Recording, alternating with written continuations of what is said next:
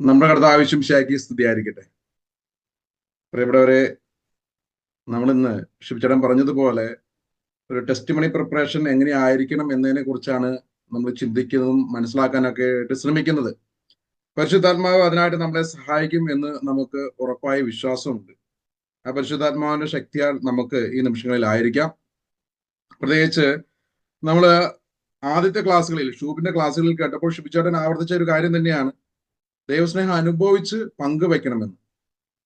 നമ്മുടെ ജീവിതത്തിലെ അനുഭവമാണ് മറ്റുള്ളവരോട് ആ ദൈവസ്നേഹത്തിന്റെ കാര്യങ്ങളായിട്ട് നാം മറ്റുള്ളവരുടെ ജീവിതത്തിലേക്ക് പകർന്നു കൊടുക്കുന്നത്. ദൈവം എൻ്റെ ജീവിതത്തിൽ ഇങ്ങനെ എന്നെ സ്നേഹിച്ചു എന്നുള്ള വലിയ അനുഭവം, അത് പല വിധത്തിലാണ്. പല വിധത്തിൽ ദൈവം സ്നേഹിച്ച അനുഭവങ്ങളൊക്കെ നമ്മൾ പങ്കുവെക്കാറുണ്ട്. ചിലപ്പോൾ നമ്മുടെ ഭൗതികമായ ജീവിതത്തിൽ നമുക്ക് കിട്ടിയ അനുഗ്രഹങ്ങളെ അല്ലെങ്കിൽ ചില കാര്യങ്ങളെ കുറിച്ചൊക്കെ നമ്മൾ പങ്കുവെക്കാറുണ്ട്. ചിലപ്പോൾ ഒരു നല്ല ഡ്രസ്സ് എടുത്ത കാര്യത്തെ കുറിച്ചായിരിക്കാം. ചിലപ്പോൾ ഞാൻ ഓർക്കുന്നുണ്ട്, ഒരു പ്രാവശ്യം എനിക്ക് ഡ്രസ്സ് എടുക്കേണ്ട ഒരു സാഹചര്യം വന്നപ്പോൾ അങ്കമാലിലെ ഒരു കടയിൽ നിന്ന് ഷിജിച്ചേട്ടന് 2 കാർഡ് കിട്ടി. അതിൽ ആ കാർഡ് കാണിച്ചു കഴിഞ്ഞാൽ കുറച്ച് ഡിസ്കൗണ്ട് കിട്ടും. ആ കാർഡിൽ ഒരെണ്ണം ഷിജിച്ചേട്ടൻ എന്നോട് തന്നിട്ട് എന്നോട് പറഞ്ഞു, ജെനി, നീ ഈ ഡ്രസ്സ് എടുത്ത് കഴിയുമ്പോൾ കുട്ടികൾക്ക് എല്ലാവർക്കും മേടിക്കുമ്പോൾ ഒത്തിരി പൈസ വരാൻ സാധ്യതയുണ്ടല്ലോ, അപ്പോൾ ഇത് കാണിച്ചാൽ കുറച്ച് ഡിസ്കൗണ്ട് ചെയ്ത് കിട്ടുമെന്ന് പറഞ്ഞു. അപ്പോൾ നമ്മുടെ ജീവിതത്തിൽ ഉണ്ടായ ആ അനുഭവം, ഷിജിച്ചേട്ടന് കിട്ടിയ ആ ഡിസ്കൗണ്ടിന്റെ അനുഭവം ഷിജിച്ചേട്ടൻ എനിക്കും കൂടി എൻ്റെ കുടുംബത്തിനും കൂടി ഷെയർ ചെയ്തു തരുന്ന ഒരു അനുഭവം എൻ്റെ ജീവിതത്തിന് അനുഭവം. അങ്ങനെയുള്ള ഒത്തിരി കാര്യങ്ങളൊക്കെ നമ്മൾ പലപ്പോഴും പല വിധത്തിലും ഷെയർ ചെയ്യാറുണ്ട്. ഇവിടെ ഇന്ന് നാം കാണാനും കേൾക്കാനും അനുഭവിക്കാനും അതുപോലെ തന്നെ മനസ്സിലാക്കാനും ശ്രമിക്കുന്ന കാര്യം, നമ്മുടെ ജീവിതത്തിൽ ദൈവം എങ്ങനെയാണ് നമ്മുടെ ജീവിതത്തെ തൊട്ടത്, ആ ദൈവത്തിന്റെ സ്നേഹത്തിന്റെ അനുഭവം എൻ്റെ ജീവിതത്തിൽ എങ്ങനെയാണ് എനിക്ക് അനുഭവിച്ചറിയാനായിട്ട് സാധിച്ചത്. എൻ്റെ യേശുവിനെ, നമ്മൾ യേശു രക്ഷകനാണെന്ന് നാം കണ്ടപ്പോൾ ആ യേശു എൻ്റെ ജീവിതത്തിന്റെ ഏതൊക്കെ മേഖലകളിൽ രക്ഷയുടെ അനുഭവമായിട്ട് കടന്നു വന്നു, എൻ്റെ ജീവിതത്തിലെ യേശുവിനെ എനിക്ക് രക്ഷകനും നാഥനുമായിട്ട് എങ്ങനെയാണ് സ്വീകരിക്കാനായത് എന്നുള്ള അനുഭവത്തെ കുറിച്ച് നാം നമ്മുടെ ജീവിതത്തിന് ആ വിശ്വാസ ജീവിതത്തെ കുറിച്ച് നാം മറ്റുള്ളവരോട് പങ്കുവെക്കാനായിട്ട് ഒരുങ്ങുകയാണ്.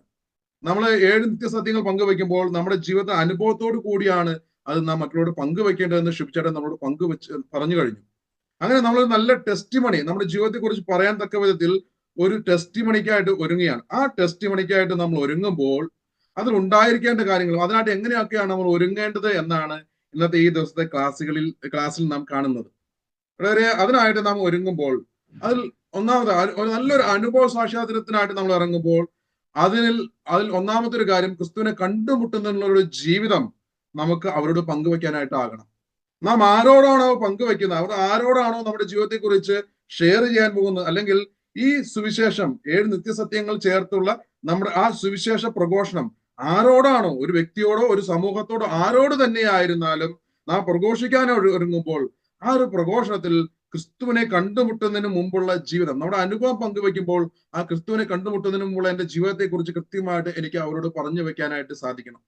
രണ്ടാമത്തെ ഒരു കാര്യം എന്ന് പറയുന്നത്, യേശു ക്രിസ്തുവിനെ കണ്ടുമുട്ടിയ സംഭവം, എങ്ങനെയാണ് എനിക്ക് യേശുവിനെ കണ്ടുമുട്ടാനായത്, യേശുവിനെ എൻ്റെ രക്ഷകനും നാഥനും കർത്താവുമായിട്ട് എനിക്ക് സ്വീകരിക്കാനായത് എന്നുള്ള ആ പ്രൈമറി ആ എൻകൗണ്ടർ എന്ന് പറയുമ്പോൾ നമ്മൾ ഒത്തിരി ഇപ്പോൾ നമ്മുടെ ജീവിതത്തിലെ ഒരു നിരന്തരം യേശുവിനെ കണ്ടുമുട്ടുന്ന ജീവിതത്തിന്റെ അനുഭവത്തിലൂടെ ആയിരിക്കും കടന്നു പോയിക്കൊണ്ടിരിക്കുന്നത്. എന്നാൽ നമ്മൾ ആദ്യമേ കണ്ടുമുട്ടിയ ഒരു അനുഭവമുണ്ട്. ഏറ്റവും ആദ്യത്തെ ഒരു നമ്മുടെ ഫസ്റ്റ് ഇംപ്രഷൻ, ബെസ്റ്റ് ഇംപ്രഷനിൽ നിന്ന് നമ്മൾ ചിലപ്പോഴൊക്കെ പറയാറുണ്ട്. ആദ്യത്തെ ആ ഒരു കണ്ടുമുട്ടൽ നമുക്ക് ഏറ്റവും പ്രഥമമായ കാര്യമാണ്. പലപ്പോഴും നമ്മൾ പറയാറുണ്ട്, ഈ കമിതാക്കൾ തമ്മിൽ ആദ്യമായിട്ട് കണ്ടുമുട്ടിയ ഒരു ഇതുണ്ട്. സിനിമയിൽ പറയുന്നില്ലേ, എൻ്റെ സാറേ എനിക്കത് മറക്കാൻ പറ്റുന്നില്ല എന്ന് പറയുന്ന ഒരു രംഗം നമ്മൾ നിവിൻ പോളിയുടെ ഒരു സിനിമയിൽ കാണുന്നുണ്ട്. എന്ന് പറഞ്ഞതുപോലെ യേശുവിനെ കണ്ടുമുട്ടിയ ഒരു അനുഭവം, എൻ്റെ ജീവിതത്തിൽ യേശു അനുഭവമായി മാറിയ ഫസ്റ്റ് ഇംപ്രഷൻ അല്ലെങ്കിൽ ഫസ്റ്റ് കണ്ടുമുട്ടുണ്ട്, അത് കൃത്യമായിട്ട് എനിക്ക് പറയാൻ പറ്റണം. മൂന്നാമത്തെ ഒരു കാര്യം എന്ന് പറഞ്ഞാൽ, യേശുവിനെ കണ്ടുമുട്ടിയതിനു ശേഷം യേശുവോടൊപ്പമുള്ള യേശുവിനോട് ചേർന്നുള്ള എൻ്റെ പൊതു ജീവിതത്തെ കുറിച്ച് എനിക്ക് കൃത്യമായിട്ട് അവരോട് പറയാനായിട്ട് സാധിക്കും. ഇന്ന് എങ്ങനെയാണ് ക്രിസ്തുവിനോടൊപ്പം ഞാൻ ജീവിക്കുന്നത്, ക്രിസ്തു എങ്ങനെയാണ് എന്നോട് പ്രവർത്തിക്കുന്നത്, ആ ക്രിസ്തു എന്നെ മറ്റൊരു ക്രിസ്തുവാക്കി എങ്ങനെയാണ് മാറ്റിക്കൊണ്ടിരിക്കുന്നത് എന്നുള്ള കൃത്യമായിട്ടുള്ള ഒരു വിവരണം അവർക്ക് കൊടുക്കാനായിട്ട് നമുക്ക് സാധിക്കണം. നാലാമത്തെ കാര്യമാണ് ശ്രോതാക്കൾക്ക് പ്രചോദനമേകൾ. അത് ഈ ക്രിസ്തുവിനെ കണ്ടുമുട്ടുള്ള ജീവിതവും ക്രിസ്തുവിനെ കണ്ടുമുട്ടിയ സംഭവവും ക്രിസ്തുവിനെ കണ്ടുമുട്ടിയതിനു ശേഷം യേശുവോടൊപ്പം പുതിയ ജീവിതത്തെ കുറിച്ച് നമ്മൾ പറയുന്നത് അവർക്ക് പ്രചോദനമാകുന്ന രീതി, അവർക്കും ഇത് സാധ്യമാണ് എന്ന് പറഞ്ഞു വെക്കാൻ നമുക്ക് ആകണം എന്നുള്ളതാണ് ഈ അനുഭവ സാക്ഷാത്കാരത്തിൽ വേണ്ട പ്രധാനപ്പെട്ട 4 കാര്യങ്ങൾ എന്ന് പറയുന്നത്. അതിൽ ഒന്നാമത്തെ കാര്യം നമുക്കൊന്ന് കാണാം, ക്രിസ്തുവിനെ കണ്ടുമുട്ടുന്നതിന് മുമ്പുള്ള ജീവിതം. ക്രിസ്തുവിനെ കണ്ടുമുട്ടുന്നതിന് മുമ്പുള്ള നമ്മളെ ബിഫോർ ക്രൈസ്റ്റ് നമ്മുടെ ജീവിതം വളരെ നമുക്കറിയാം. നമുക്ക് എല്ലാവരുടെയും ജീവിതം വ്യത്യസ്തമായ തലങ്ങളിലൂടെ കടന്നു പോകുന്നവരാണ്. നമ്മുടെ ജീവിതത്തിന്റെ എല്ലാവരുടെയും പഴയകാല ജീവിതം വളരെ വ്യത്യസ്തമായ അനുഭവങ്ങളിലൂടെ കടന്നു പോകുന്ന വ്യക്തികളാണ് നമ്മൾ ഓരോരുത്തരും. ചിലപ്പോൾ വളരെ തകർന്ന അവസ്ഥയിലൂടെ കടന്നുപോയ വ്യക്തികളായിരിക്കാം. ചിലപ്പോൾ വളരെ ഉന്നതമായ ജീവിത രീതികളിലൂടെ കടന്നുപോയ വ്യക്തികളായിരിക്കാം. അല്ലെങ്കിൽ സാമ്പത്തികമായ വലിയ ഉന്നതിയിലൂടെ കടന്നുപോയി ജീവിച്ച വ്യക്തികളായിരിക്കാം. വിദ്യാഭ്യാസപരമായിട്ടോ അല്ലെങ്കിൽ മറ്റുള്ള തരത്തിലുള്ള ഉന്നതിയിൽ ജീവിച്ചവരോ ഒക്കെ ആയിരിക്കാം. അല്ലെങ്കിൽ രോഗങ്ങളുടെയും പീഡകളുടെയും ആധിക്യത്തിലൂടെ കടന്നുപോയ ഒരു ജീവിത സാഹചര്യമായിരിക്കാം മുൻകാലങ്ങളിൽ നമുക്കുണ്ടായിരുന്നത്. ഇത് ഏത് തന്നെ ആയിരുന്നാലും നമ്മൾ കൃത്യമായിട്ട് ആ ക്രിസ്തുവിനെ കണ്ടുമുട്ടുന്നുള്ള ജീവിതം നമ്മൾ പങ്കുവയ്ക്കാനായിട്ട് നമ്മൾ തയ്യാറാകണം. അത് കൃത്യമായിട്ട് എൻ്റെ മുൻ ജീവിതം ക്രിസ്തുവിനെ കണ്ടുമുട്ടുന്നതിനുള്ള മുമ്പുള്ള ജീവിതം ഇങ്ങനെയായിരുന്നു എന്ന് നാം പറഞ്ഞു വെക്കണം. അത് പറഞ്ഞു വെക്കാൻ ഒരുങ്ങുമ്പോൾ നാം നമ്മളെ തന്നെ അവരുടെ മുമ്പിൽ തുറന്നു വെക്കണം. ഞാൻ എൻ്റെ പേര്, എൻ്റെ കുടുംബം, ആ കുടുംബത്തിന്റെ സ്റ്റാറ്റസ്, ഇതെല്ലാം നമ്മളൊന്ന് പങ്കുവെച്ചിട്ട് എൻ്റെ പഴയകാല ജീവിതത്തെ കുറിച്ച് അവരോട് പങ്കുവെച്ച് അവിടെ നിന്നാണ് ഞാൻ ക്രിസ്തുവിനെ അതിലാണ് ഞാൻ എൻ്റെ ക്രിസ്തുവിനെ കണ്ടുമുട്ടിയത്, അവിടെ നിന്നാണ് എനിക്ക് ജീവിതത്തിൽ മാറ്റമുണ്ടായി എന്ന് പറയുമ്പോൾ അത് അവരുടെ ജീവിതത്തിൽ കുറെ കൂടി പ്രചോദനാത്മകമായിട്ട് മാറും. അങ്ങനെ ക്രിസ്തുവിനെ കണ്ടുമുട്ടുന്നുള്ള ജീവിതം നമ്മൾ പങ്കുവെക്കുന്നതോടൊപ്പം കർത്താവായ യേശു ക്രിസ്തുവിനെ കണ്ടുമുട്ടിയ വലിയ അനുഭവം നാം അവരോട് പങ്കുവെക്കണം. എൻകൗണ്ടർ വിത്ത് ജീസസ്, ആ ക്രിസ്തുവിനെ കണ്ടുമുട്ടിയ എക്സ്പീരിയൻസ്, അത് എൻ്റെ ജീവിതത്തിന്റെ വലിയ അനുഭവമാണ്. ക്രിസ്തുവിനെ ഞാൻ ചിലപ്പോൾ ഒരു ധ്യാനത്തിലായിരിക്കും കണ്ടുമുട്ടിയത്, ചിലപ്പോൾ ഒരു രോഗസൗഖ്യത്തിനിടയിലായിരിക്കും കണ്ടുമുട്ടിയത്, ചിലപ്പോൾ എൻ്റെ ജീവിതത്തിന്റെ സാമ്പത്തിക പ്രതിസന്ധികൾ മാറിപ്പോയ സമയത്തായിരിക്കാം ആ ക്രിസ്തു അനുഭവം. ക്രിസ്തു എൻ്റെ രക്ഷകനാണ്, എന്നെ സാമ്പത്തികമായ പ്രതിസന്ധിയിൽ നിന്ന് വലിയ സാമ്പത്തിക സ്വാതന്ത്ര്യം നൽകിക്കൊണ്ട് ക്രിസ്തു എന്നെ വലിയ നാണക്കേടിൽ നിന്നും മരണത്തിന്റെ വക്കിൽ നിന്നും രക്ഷിച്ച അനുഭവമായിരിക്കാം അത് എനിക്ക് പങ്കുവെക്കാനുണ്ടാവുക. അങ്ങനെയുള്ള ഒരുപാട് അനുഭവം, ചിലപ്പോൾ എൻ്റെ മക്കളുടെ രോഗപീഠകളിൽ നിന്ന് അവരെ വിമുക്തമാക്കിയ അനുഭവമായിരിക്കാം. ചിലപ്പോൾ എൻ്റെ മക്കളുടെ വിദ്യാഭ്യാസമായിട്ടോ അല്ലെങ്കിൽ അവരുടെ ഭാവി, വിവാഹം, അങ്ങനെയുള്ള കാര്യങ്ങളുമായിട്ടുള്ള ജോലി മേഖലകളുമായിട്ട് ബന്ധപ്പെട്ട കാര്യങ്ങളായിരിക്കാം. ചിലപ്പോൾ എൻ്റെ കുടുംബത്തിന്റെ വലിയ തകർച്ചയുടെ അവസ്ഥയിൽ നിന്ന് എൻ്റെ കുടുംബത്തെ മുഴുവൻ രക്ഷിച്ച ക്രിസ്തു എൻ്റെ രക്ഷകനായി മാറിയ അനുഭവമായിരിക്കാം. അങ്ങനെ നിരവധി അനുഭവങ്ങൾ നമ്മുടെ ജീവിതത്തിൽ പങ്കുവെക്കാനുണ്ടാകും. അങ്ങനെ യേശുവിനെ ആദ്യമായിട്ട് കണ്ടുമുട്ടിയ വലിയ ഒരു അനുഭവം ചിലപ്പോൾ വലിയ തകർച്ചയിലൂടെ കടന്നുപോയ സമയത്തായിരിക്കാം ക്രിസ്തുവിനെ ഒരു ധ്യാനത്തിൽ വെച്ചോ അല്ലെങ്കിൽ മറ്റൊരു വ്യക്തി നമ്മളോട് ക്രിസ്തുവിനെ കുറിച്ച് പങ്കുവച്ചപ്പോഴോ അല്ലെങ്കിൽ ചിലപ്പോൾ ഒരു കുമ്പസാരത്തിന്റെ സമയത്തോ അല്ലെങ്കിൽ പല വിധത്തിലുള്ള അല്ലെങ്കിൽ ചിലപ്പോൾ ഒരു വിശുദ്ധ ബൈബിൾ വായിച്ച സമയത്തോ ചിലപ്പോൾ വിശുദ്ധ കുർബാന അർപ്പണ സമയത്തോ ഒക്കെ അല്ലെങ്കിൽ ചിലപ്പോൾ ഒരു വചനപ്രഘോഷം ചിലപ്പോൾ യൂട്യൂബിൽ കേട്ട സമയത്തൊക്കെ ആയിരിക്കാം.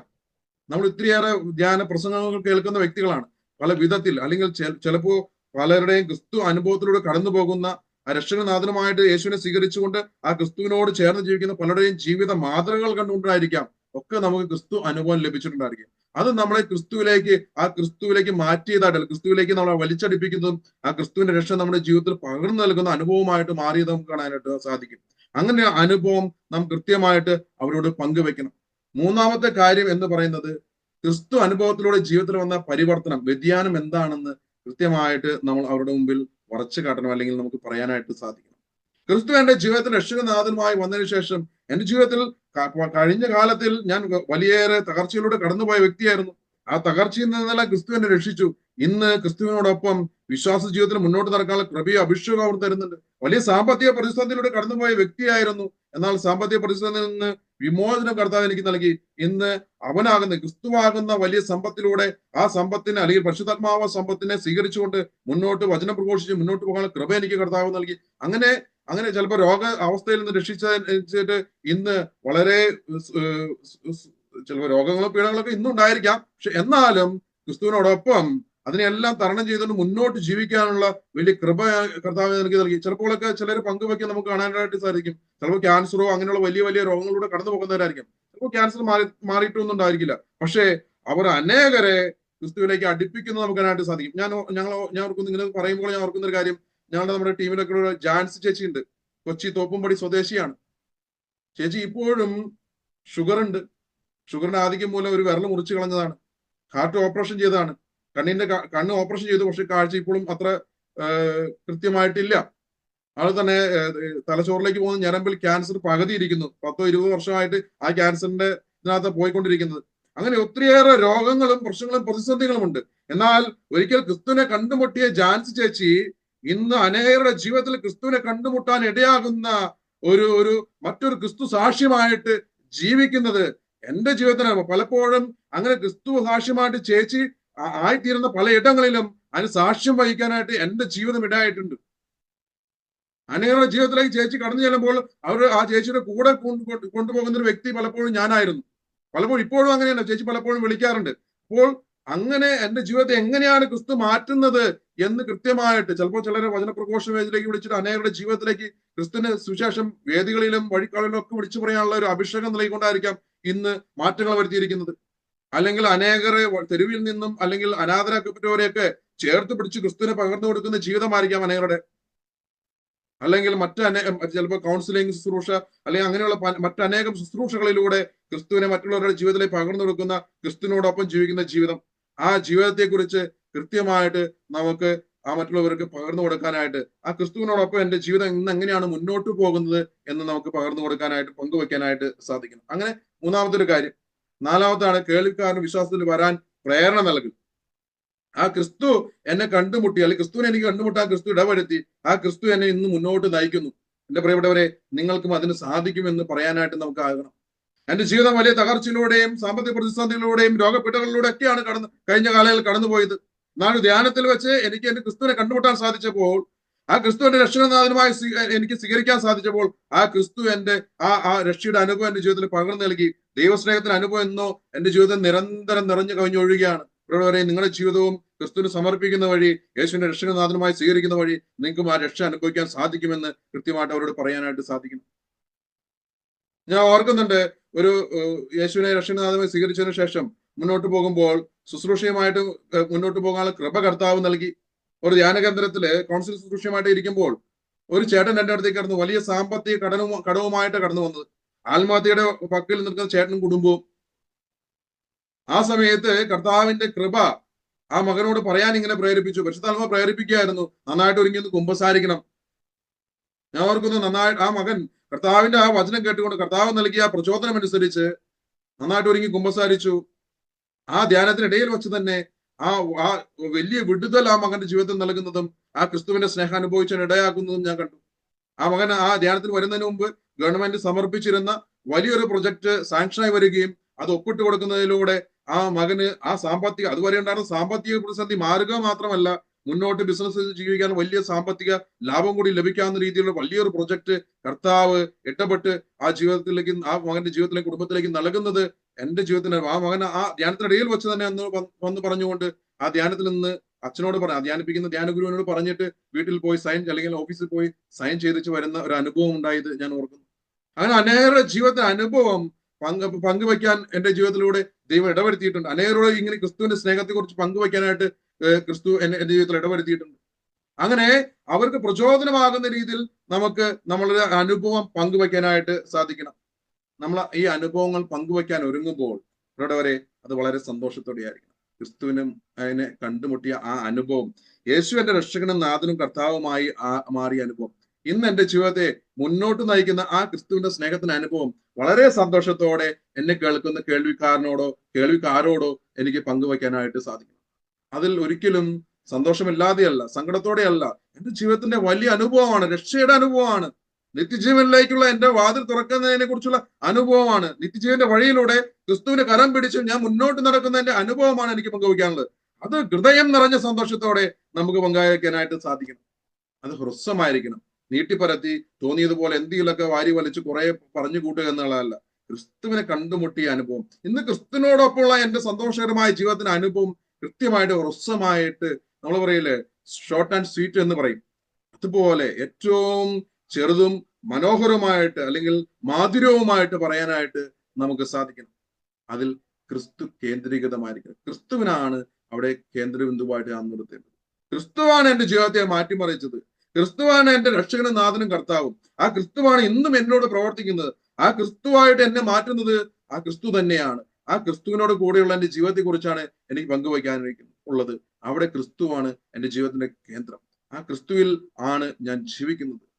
ഈശോ പൗലോസ്ലീഹ പറയുന്നുണ്ടല്ലോ, ഞാൻ ജീവിക്കുന്നതിലും മരിക്കുന്നതിലും ക്രിസ്തുവിനോട് കൂടെ തന്നെയാണ്.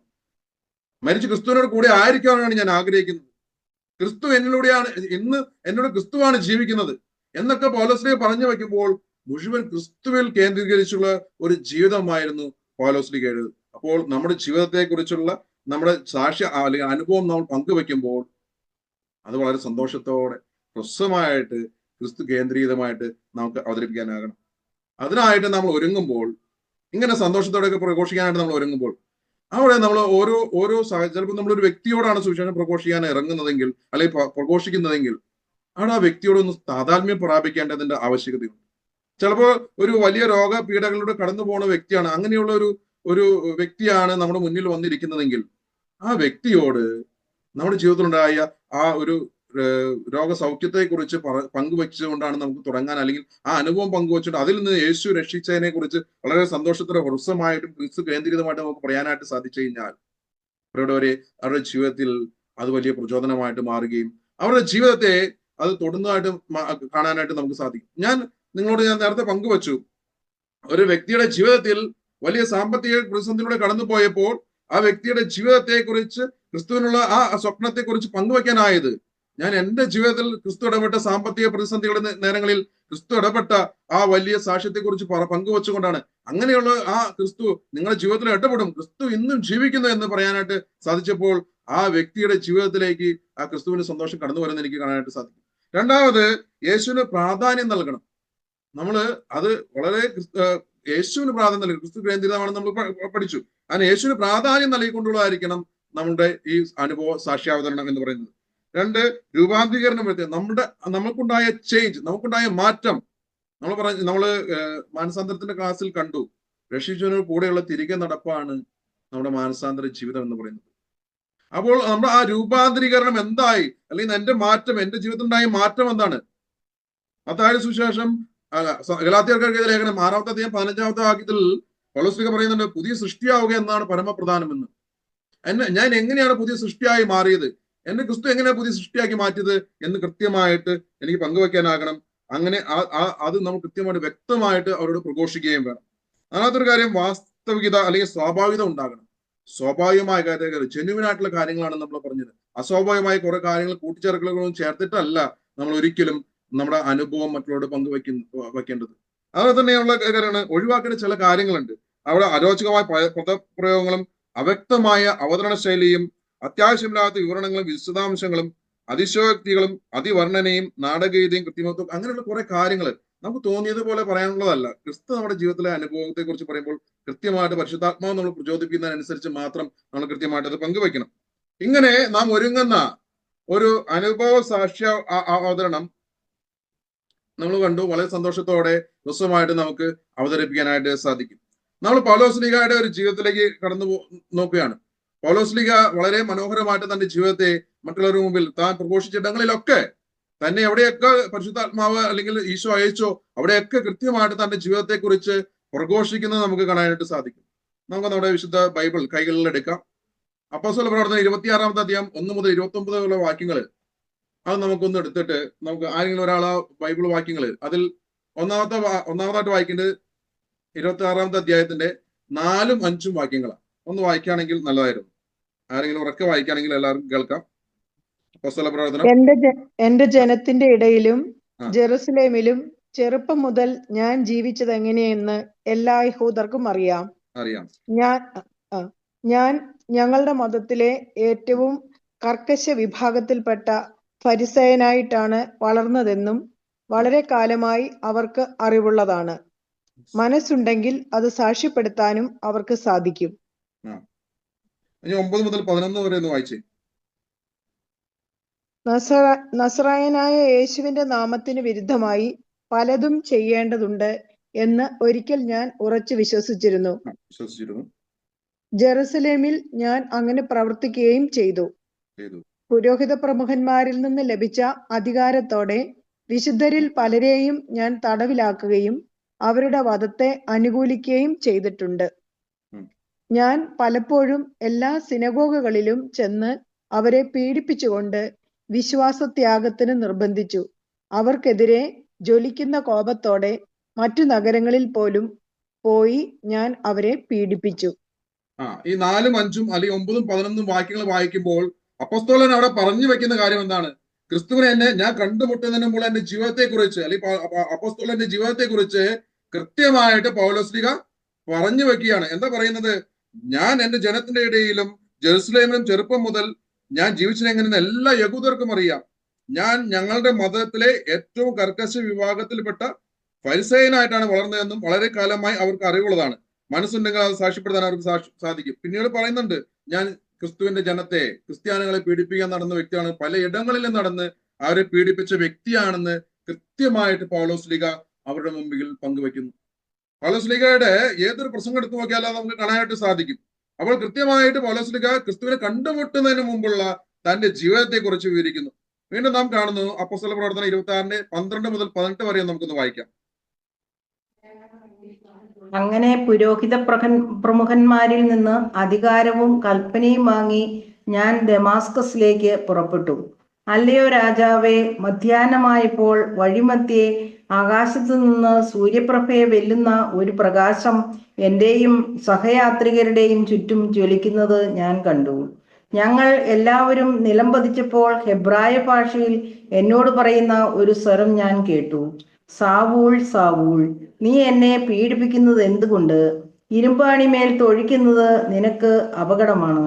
ഞാൻ ചോദിച്ചു, കർത്താവേ, അങ്ങ് ആരാണ്? അവൻ പറഞ്ഞു, നീ പീഡിപ്പിക്കുന്ന യേശുവാണ് ഞാൻ. നീ എഴുന്നേറ്റ് നിൽക്കുക. അപ്പോൾ നീ എന്നെപ്പറ്റി കണ്ടതും ഇനി കാണുവാനിരിക്കുന്നതുമായവയ്ക്ക് സാക്ഷിയും ശുശ്രൂഷകനുമായി നിന്നെ നിയമിക്കാനാണ് ഞാൻ നിനക്ക് പ്രത്യക്ഷപ്പെട്ടിരിക്കുന്നത്. നിന്നെ ഞാൻ നിന്റെ ജനത്തിൽ നിന്നും വിജാതീയരിൽ നിന്നും രക്ഷിച്ച് അവരുടെ അടുക്കലേക്ക് അയക്കുന്നു. അത് അവരുടെ കണ്ണുകൾ തുറപ്പിക്കാനും അതുവഴി അവർ അന്ധകാരത്തിൽ നിന്ന് പ്രകാശത്തിലേക്കും സാത്താന്റെ ശക്തിയിൽ നിന്ന് ദൈവത്തിലേക്കും തിരിയാനും പാപമോചനം സ്വീകരിക്കാനും എന്നിലുള്ള വിശ്വാസം വഴി വിശുദ്ധീകരിക്കപ്പെട്ടവരുടെ ഇടയിൽ അവർക്ക് സ്ഥാനം ലഭിക്കാനും വേണ്ടിയാണ്. ഇവിടെ എന്താണ് പൗലോസ് പറഞ്ഞു വെക്കുന്നത്? ക്രിസ്തുവിനെ കണ്ടുമുട്ടിയ അനുഭവം. അവിടെ പറയുന്നത് നമ്മൾ കൃത്യമായിട്ട് കാണുകയും കേൾക്കുകയും ചെയ്യുന്ന കാര്യം ഇതാണ്. അവിടെ പറയുന്നു, ഇരുമ്പാണിമേൽ തൊഴിക്കുന്ന നിനക്ക് അപകടമാണെന്നപ്പോൾ ഞാൻ ചോദിച്ചു, കർത്താവേ, അങ്ങ് ആരാണ്? അവൻ പറഞ്ഞു, നീ പീഡിപ്പിക്കുന്ന യേശുവാണ് ഞാൻ. ക്രിസ്തുവിനെ കണ്ടുമുട്ടിയ തന്റെ ജീവിതത്തിന്റെ അനുഭവം. ക്രിസ്തുവിന്റെ കാലഘട്ടത്തിൽ തന്നെ ജീവിച്ചിരുന്ന വ്യക്തിയാണ് പൗലോസ് ലീഗ. പക്ഷെ ജീവിച്ചിരുന്ന കാലഘട്ടത്തില് മറ്റു അപ്പോസ്തലന്മാരെ പോലെ കണ്ടുമുട്ടാനോ ക്രിസ്തുവിനോടൊപ്പം ജീവിക്കാനോ ഒന്നും ഇടവന്നില്ല. എന്നാൽ ക്രിസ്തുവിന്റെ സഭയെ പീഡിപ്പിക്കാനായിട്ട് തീഷ്ണത കൊണ്ട് ഇറങ്ങി തിരിഞ്ഞ പൗലോസ് ലീഗയുടെ ജീവിതത്തിൽ ക്രിസ്തുവിനെ കണ്ടുമുട്ടിയ ജീവിതത്തെ കുറിച്ച് രണ്ടാമതായിട്ട് തന്റെ പ്രസംഗത്തിൽ പൗലോസ് ലീഗ കൃത്യമായിട്ട് വിവരിച്ച് അവരോട് വിവരിക്കുന്നത്. അവിടെ നമ്മൾ 26-ാമത്തെ അധ്യായത്തിൽ കാണുമ്പോൾ പൗലോസ് ലീഗയെ അറസ്റ്റ് ചെയ്തിട്ട് അഗ്രിപ്പ രാജാവിന് മുമ്പിൽ കൊണ്ടു നിർത്തിയിരിക്കുന്ന രംഗമാണ് കാണുന്നത്. രാജാവിന്റെ മുമ്പിൽ നിന്നിട്ടാണ് പറയുന്നത്. തന്നെ ശിക്ഷിക്കാൻ എല്ലാ അധികാരവുമുള്ള രാജാവിന് മുമ്പിൽ നിന്നിട്ടാണ് കൃത്യമായിട്ട് പറയുകയാണ്, എന്റെ പഴയകാല ജീവിതം എങ്ങനെയായിരുന്നു രാജാവേ, അതെല്ലാവർക്കും അറിയാവുന്നതാണ്. എന്നാൽ ഞാൻ എന്റെ രക്ഷകനാഥനും ക്രിസ്തുവുമായിട്ട് എന്റെ യേശുവിനെ ഞാൻ കണ്ടുമുട്ടി എന്ന് കൃത്യമായിട്ട് അവിടെ വിവരിക്കണം. യേശുവിനെ കണ്ടുമുട്ടിയ എൻകൗണ്ടർ വിത്ത് ജീസസ്, അത് കൃത്യമായിട്ട് വിവരിക്കുന്നത് നാം കാണുന്നു. വീണ്ടും നാം ആ അധ്യായത്തിന് 19 മുതൽ 29 വരെ വാക്യങ്ങൾ ഒന്ന് വായിച്ചാൽ നമുക്ക് കുറച്ചുകൂടി മനസ്സിലാക്കാനായിട്ട് സാധിക്കും. അഗ്രിപ്പ രാജാവേ, ഞാൻ സ്വർഗീയ ദർശനത്തോട് അനുസരണക്കേട് കാണിച്ചില്ല. പ്രത്യുത ആദ്യം ദമാസ്കസിലുള്ളവരോടും പിന്നെ ജെറുസലേമിലും യൂദ മുഴുവനിലും ഉള്ളവരോടും വിജാതീയരോടും അവർ പശ്ചാത്തപിക്കണമെന്നും പശ്ചാത്താപത്തിന് യോജിച്ച പ്രവൃത്തികൾ ചെയ്തുകൊണ്ട് ദൈവത്തിന്റെ അടുത്തേക്ക് തിരിയണമെന്നും പ്രസംഗിക്കുകയത്രേ ചെയ്തത്. ഈ കാരണത്താലാണ് യഹൂദന്മാർ ദേവാലയത്തിൽ വച്ച് എന്നെ പിടികൂടുകയും വധിക്കാൻ ശ്രമിക്കുകയും ചെയ്തത്. ഇന്നുവരെ ദൈവത്തിൽ നിന്നുള്ള സഹായം എനിക്കുണ്ട്. അതുകൊണ്ട് തന്നെയാണ് വലിയവരുടെയും ചെറിയവരുടെയും മുമ്പിൽ സാക്ഷ്യം നൽകിക്കൊണ്ട് ഞാൻ ഇവിടെ നിൽക്കുന്നതും. ക്രിസ്തു പീഡനം സഹിക്കണമെന്നും മരിച്ചവരിൽ നിന്ന് ആദ്യം ഉയർത്തെഴുന്നേറ്റവനായി ജനത്തോടും വിജാതീയരോടും പ്രകാശത്തെ വിളംബരം ചെയ്യണമെന്നും പ്രവാചകന്മാരും മോശയും പ്രവചിച്ചിട്ടുള്ളതല്ലാതെ മറ്റൊന്നും തന്നെ ഞാൻ പ്രസംഗിക്കുന്നില്ല. അവൻ ഇങ്ങനെ ന്യായവാദം നടത്തിക്കൊണ്ടിരിക്കുമ്പോൾ ഫേസ്തൂസ് ഉച്ചത്തിൽ വിളിച്ചു പറഞ്ഞു, പൗലോസ്, നിനക്ക് ഭ്രാന്താണ്. നിന്റെ വലിയ വിജ്ഞാനം നിന്നെ ഭ്രാന്തനാക്കുന്നു. പൗലോസ് പറഞ്ഞു, അഭിവന്ദ്യനായ ഫേസ്തൂസ്, ഞാൻ ഭ്രാന്തനല്ല, സുബോധത്തോടെ സത്യം പറയുകയാണ്. രാജാവിന് ഈ കാര്യങ്ങൾ അറിയാം. ഞാൻ അവനോട് തുറന്നു പറയുകയാണ്. ഇവയിൽ ഒന്നുപോലും അവന്റെ ശ്രദ്ധയിൽ പെടാതിരുന്നിട്ടില്ലെന്ന് എനിക്ക് ബോധ്യമുണ്ട്. എന്തെന്നാൽ ഇത് ഒഴിഞ്ഞ കോണിൽ സംഭവിച്ച കാര്യമല്ല. അഗ്രിപ്പ രാജാവേ, നീ പ്രവാചകന്മാരിൽ വിശ്വസിക്കുന്നില്ലേ? ഉണ്ടെന്ന് എനിക്കറിയാം. അപ്പോൾ അഗ്രിപ്പ പൗലോസിനോട് പറഞ്ഞു, എളുപ്പത്തിൽ എന്നെ ആക്കാമെന്നാണോ? പൗലോസ് പറഞ്ഞു, എളുപ്പത്തിലോ അല്ലാതെയോ നീ മാത്രമല്ല, ഇന്ന് എൻ്റെ വാക്ക് കേട്ടുകൊണ്ടിരിക്കുന്ന എല്ലാവരും ഈ ചങ്ങലയുടെ കാര്യത്തിൽ ഒഴികെ എന്നെ പോലെ ആകണമെന്നാണ് ഞാൻ ദൈവത്തോട് പ്രാർത്ഥിക്കുന്നത്. അവിടെ നമ്മൾ 19 മുതൽ 29 വരെയുള്ള വാക്യങ്ങൾ വായിക്കുമ്പോൾ അവിടെ ക്രിസ്തുവിലൂടെ അല്ലെങ്കിൽ ക്രിസ്തു ആ പൗലോസ്ലീഗിലൂടെ ചെയ്യുന്ന കാര്യങ്ങളെ കുറിച്ചാണ് താൻ പ്രസംഗിച്ചത് എന്ന് പൗലോസ്ലീഗ് കൃത്യമായിട്ട് അവിടെ പറയുന്നുണ്ട്. ക്രിസ്തുവിൽ താൻ എങ്ങനെയാണ് മുന്നോട്ട് ജീവിച്ചുകൊണ്ടിരിക്കുന്നത്, ക്രിസ്തു എങ്ങനെയാണ് എന്നിൽ മറ്റൊരു ക്രിസ്തു എങ്ങനെയാണ് എന്നെ മറ്റൊരു ക്രിസ്തുവാക്കി മാറ്റിക്കൊണ്ടിരിക്കുന്നതിനെ കുറിച്ചാണ് പൗലോസ്ലീഗ് അവിടെ വിവരിക്കാനുള്ളത്. അതിനുശേഷം പൗലോസ്ലീഗ് പറയാണ്, നിങ്ങൾ ഈ ചങ്ങലയുടെ കാര്യത്തിലൊഴികെ ബാക്കി നിങ്ങൾ എല്ലാവരും ഈ ക്രിസ്തുവിനെ രക്ഷകനാഥനുമായി സ്വീകരിക്കണമെന്നാണ്, അതിലേക്കാണ് ഞാൻ നിങ്ങളെ ക്ഷണിക്കുന്നത് എന്ന് കൃത്യമായിട്ട് അവർക്ക് പ്രചോദനം നൽകിക്കൊണ്ട് ആ ക്രിസ്തു എന്നെ കണ്ടുമുട്ടിയ ആ അനുഭവത്തെക്കുറിച്ചും ക്രിസ്തുവിൽ ഞാൻ എങ്ങനെയാണ് മുന്നോട്ട് ജീവിക്കുന്നതെന്ന് അവർക്ക് പ്രചോദനമാകുന്ന വിധത്തില് പൗലോസ്ലീഹ കൃത്യമായിട്ട് ആ ഒരു ചെറിയ പ്രസംഗത്തിൽ വിവരിക്കുന്നത് നമുക്ക് കാണാനായിട്ട് സാധിക്കും. വീണ്ടും നമ്മൾ ഫിലിപ്പിയർക്ക് ലേഖനം 3-ാമത്തെ അധ്യായം 5 മുതൽ 16 വരെയുള്ള വാക്യങ്ങൾ എടുത്ത് വായിക്കുമ്പോൾ അവിടെയും അവിടെ വളരെ ചെറിയൊരു പ്രസംഗമാണ്. അവിടെയും അവിടെ പൗലോസ്ലീഹ തന്റെ ആ ഒരു മാനസാന്തര കഥ പറഞ്ഞുകൊണ്ട് കൃത്യമായിട്ട് അത് അവരുടെ മുമ്പിൽ അല്ലെങ്കിൽ അവിടെ കേട്ടിരുന്ന ജനത്തോട് മുഴുവൻ വിവരിക്കുന്നത് നമുക്ക് കാണാനായിട്ട് സാധിക്കും.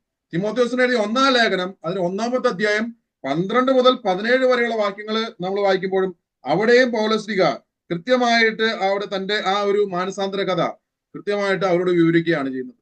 അപ്പോസ്തല പ്രവർത്തനം 9-ാമത്തെ അധ്യായം 1 മുതൽ 19 വരെ വാക്യങ്ങൾ നമുക്കൊന്ന് എടുത്തു നോക്കാം. അപ്പോസ്തല പ്രവർത്തനം 9-ാമത്തെ അധ്യായം 1 മുതൽ അവിടെയും പൗലോസ്ലീഹ പറഞ്ഞു വെക്കുന്നത് ഈ ഒരു മാനസാന്തര കഥയെ കുറിച്ച് തന്നെയാണ്.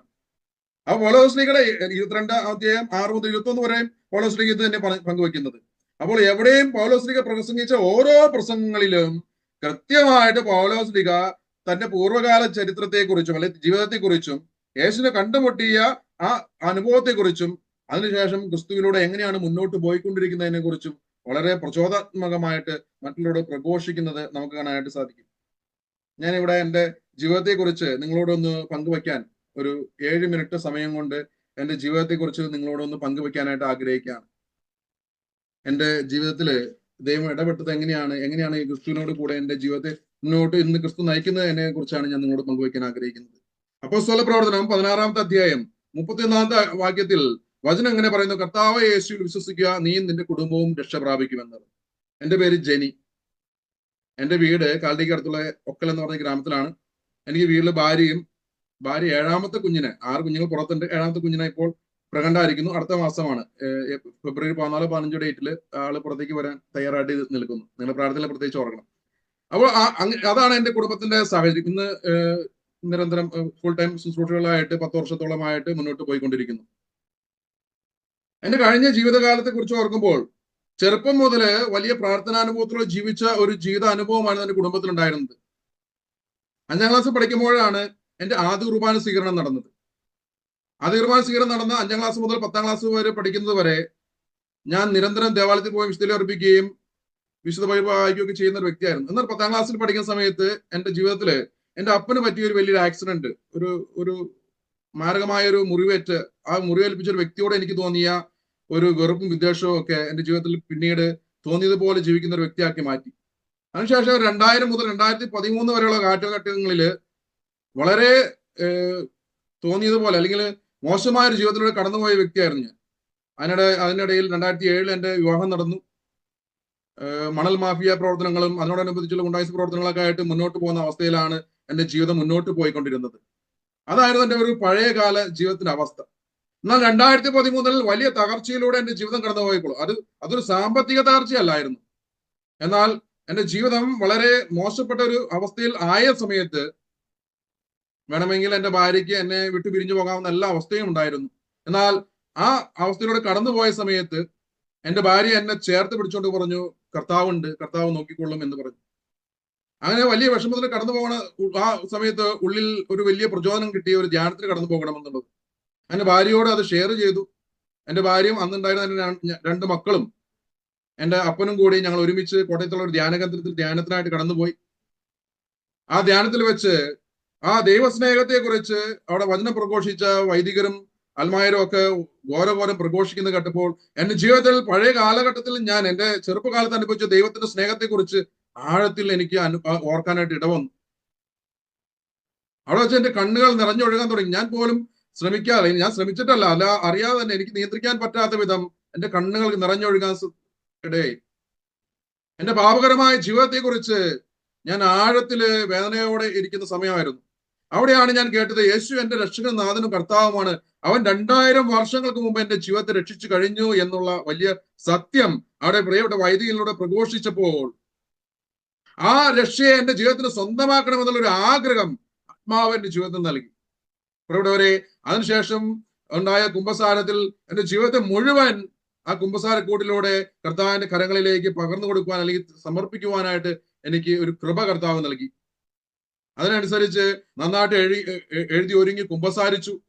ആ കുമ്പസാരിച്ച് എന്റെ ജീവിതത്തെ മുഴുവൻ കർത്താവിന്റെ കരങ്ങളിലേക്ക് സമർപ്പിച്ചു കഴിഞ്ഞപ്പോൾ ഞാൻ ഓർക്കുന്നുണ്ട്, ആ സമയത്ത് എന്റെ ജീവിതത്തിൽ അനുഭവിച്ചിരുന്ന വലിയ വേദനയും വലിയ തകർച്ചയും വലിയ വലിയ അന്ധകാരത്തിന്റെ അവസ്ഥയുമെല്ലാം എന്റെ ജീവിതത്തിൽ മാറിപ്പോകുന്നതും മറ്റുള്ളവരുടെ മുഖത്ത് നോക്കാൻ പറ്റാത്ത വിധം താഴ്ന്നു പോയിരുന്ന എന്റെ ശിരസ് ഉയർത്തി നടക്കുവാൻ തക്ക വിധത്തിൽ ക്രിസ്തു എന്റെ ജീവിതത്തിൽ ബലം പ്രാപിക്കുന്നു. അതിനുള്ള ബലം കർത്താവ് എനിക്ക് നൽകുന്നു എനിക്ക് തിരിച്ചറിയാനായിട്ട് സാധിച്ചു. ഇവിടെ ധ്യാനം കഴിഞ്ഞ് തിരിച്ചു വന്ന എന്നെ എന്റെ പ്രിയപ്പെട്ട ജിസ്യൂത്തിലെ ചേട്ടന്മാര് അവരുടെ കൂട്ടായ്മയിലേക്ക് കൊണ്ടുപോയി. പിന്നീട് കുറച്ച് വർഷക്കാലം അവരോടൊപ്പം ജിസസ് യൂത്ത് കൂട്ടായ്മയിൽ ഇരുന്ന് പ്രാർത്ഥിക്കുവാനും ചെറിയ ചെറിയ ശുശ്രൂഷ മേഖലകളിൽ പങ്കുകൊടുക്കാനും ഒക്കെ ആയിട്ട് സാധിച്ചു.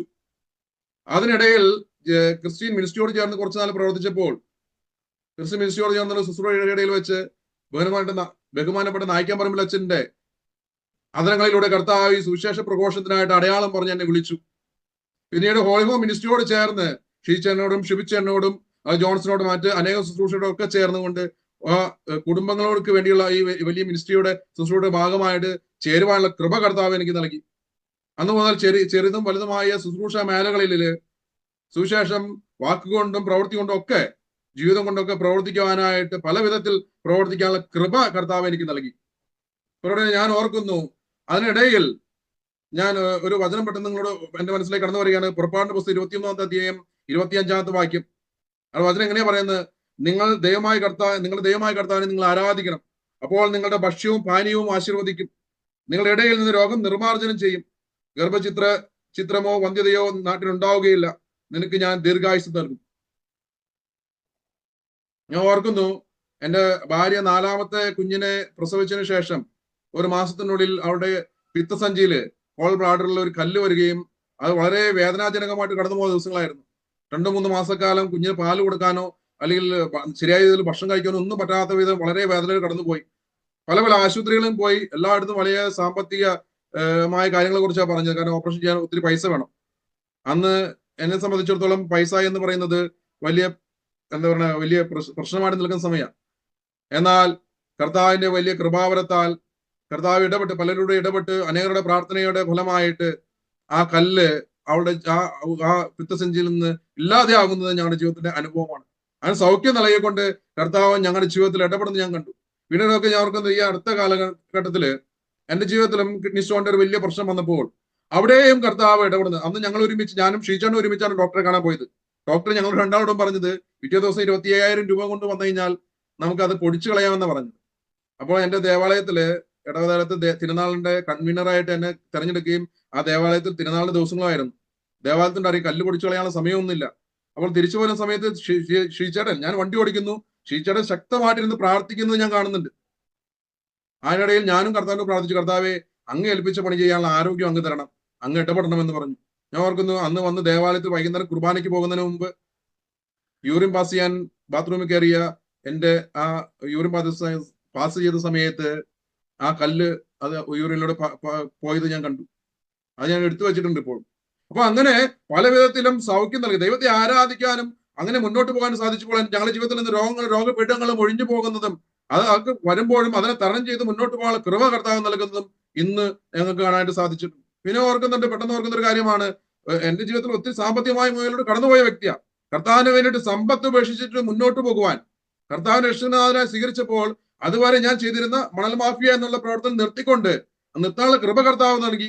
അത് നിർത്തിക്കൊണ്ട് മുന്നോട്ട് പോയപ്പോൾ സാമ്പത്തികമായിട്ട് ശൂന്യമായപ്പോൾ അതുവരെ ഭവനം പണിയാൻ സമ്പത്ത് കരുതി വെച്ചിരുന്ന എന്റെ സമ്പത്തെല്ലാം ഇല്ലാതെ, എന്നാൽ ഒരു രൂപ പോലും എന്റെ കയ്യിലില്ലാത്ത സമയത്ത് കർത്താവ് വളരെ മനോഹരമായി, ഞാൻ ഇന്ന് ഇവിടെ ഇരുന്ന് നിങ്ങളോട് വചനം പ്രഘോഷിക്കുന്ന ഈ ഭവനം നൽകി കർത്താവ് ഞങ്ങളെ എന്നെയും എന്റെ കുടുംബത്തെയും അനുഗ്രഹിച്ചു. അപ്പോസ്തലപ്രവൃത്തി 16:31 വചനം പറയുന്നു, നിങ്ങൾ നീ കർത്താവ് യേശു ക്രിസ്തുവിൽ വിശ്വസിക്കുക, നീ നിന്റെ കുടുംബവും രക്ഷ പ്രാപിക്കും. പിന്നെ മത്തായി സുവിശേഷം 6:33 വചനം എങ്ങനെ പറയുന്നുണ്ട്, നിങ്ങൾ ആദ്യം അവിടുത്തെ രാജ്യവും അവിടുത്തെ നീതിയും അന്വേഷിക്കുക, അതോടൊപ്പം മറ്റുള്ളവയെല്ലാം നിങ്ങൾക്ക് ലഭിക്കുമെന്ന്. ഇന്നോളം കർത്താവ് അവിടുത്തെ വചനത്തിന്റെ വഴികളിലൂടെ നിരന്തരം ഞങ്ങളുടെ ജീവിതത്തെ നയിച്ചുകൊണ്ടാണ് ഇരിക്കുന്നത്.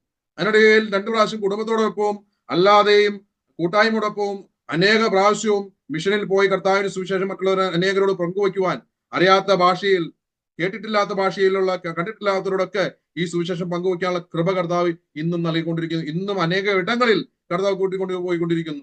ഇപ്പൊ ഇന്നലെ ഞങ്ങളുടെ കൂട്ടത്തിലുള്ള ഒരു ജോമൻ ചേട്ടൻ വീട്ടിൽ വന്നിട്ടുണ്ടായിരുന്നു. ജോമൻ ചേട്ടൻ അരുണാചൽ പ്രദേശിൽ വചനം പ്രഘോഷിക്കാൻ പോയി. അവിടെ ഒരു മനോഹരമായ ദേവാലയം, നല്ലൊരു മെയ്സൺ പണിക്കാരനാണ്.